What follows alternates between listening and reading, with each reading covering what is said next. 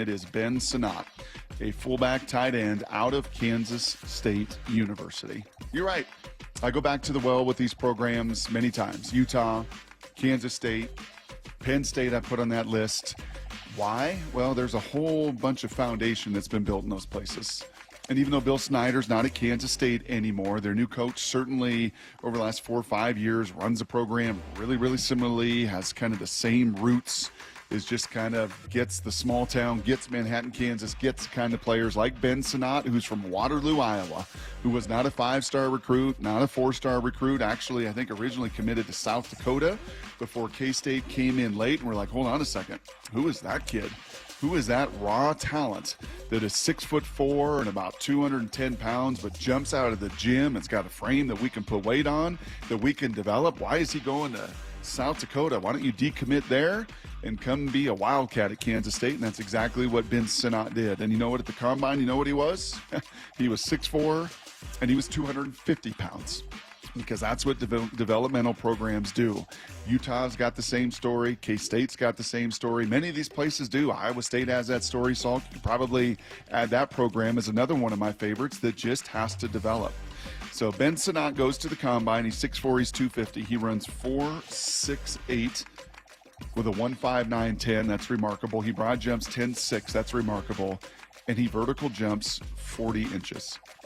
40-inch vertical jump at 6'4", 250. Wow. That's called explosive dynamic power. Played a little bit as a freshman. I remember having their games. Remember watching this kid a little bit on tape. I'm like, man, he is smooth. Asking the offensive coordinator, Colin Klein, good friend of mine, like, yeah, we're just trying to figure out how to use him. Because he's kind of a jack of all trades, master of none as a freshman. Did a little bit more as a junior or as a sophomore, started to touch the ball. And then this year, all he did was catch it 48 times, 670 yards, and 6 touchdowns. Over 10 touchdowns in his career there at Kansas State. So when the ball was in his hands, it wasn't as if you didn't feel that athleticism. You did. And I like guys like that. Reminds me a little bit, not build-wise, because Kyle Juszczyk was 6'1" and is 6'1" when he came out of school. But similarly, he was 248 pounds as a 4th-round pick out of Harvard. This is a 4th-round pick. Joel Klatt and I were talking. The producer for this UFL produces the NFL draft, works with Joel Klatt. Great guy. His name's T-Man. And T-Man and Joel and I were talking over dinner. I'm like, man, you guys are going to have a fun draft. And Joel's like, this is going to be my favorite draft in a long time. The drama throughout the first round. But he's like, bro, there are starters through the 3rd round of this draft. Like, there's really, really good players that are going to get drafted in the 3rd round because so many quarterbacks are going to go and so many wide receivers are going to go and so many tackles are going to go. And then when you get to linebackers and tight ends and H-backs and these different safeties, like, there's really good players. And Ben Sinnott's on that list for me. You know what I want for Mike McDonald? And you know what I want for Ryan Grubb? I want great, talented, athletic football players. And so do they. And you hear Schneider say it to Bob and Dave every week. Right? I don't necessarily need the most physical freak. I don't need the guy with like the highest upside necessarily. I want just really, really talented, physically gifted football players. Ben Sinnott's on that list. And you know what else I'd love for the first time in, I don't know, 20 years? A fullback? A fullback. They had it at Baltimore. Mike McDonald had it at Michigan. He's had it in the places he's been. I think of the great Jim Harbaugh telling me a story about Bo Schembechler when Jim took the Stanford job, and Bo said to him, Jim, are you going to have a tight end? Yes. Hand on the ground? Yes.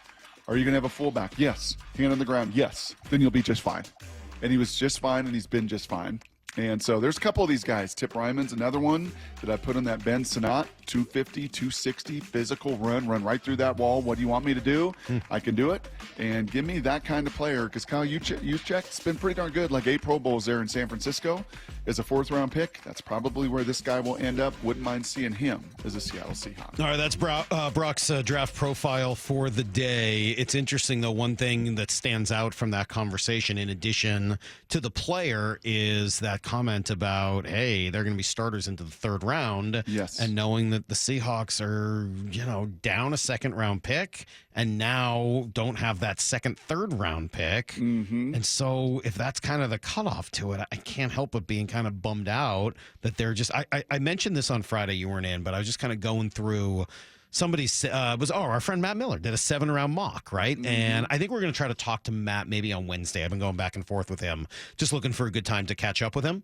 And when you read through the 7-round mock, and you're like, okay, Seahawks at 16. I think he had them taking Faltano. Great. It is a long way. Long time. Long way to the top if you're going to rock round. and roll, Salk. Yeah. You say that all the time. It is a long way to the 3rd round, and then only having one pick there, and then you go to the 4th. You're like, man, you just end up with 2 guys out of the top 3 rounds here. Feels like just not enough.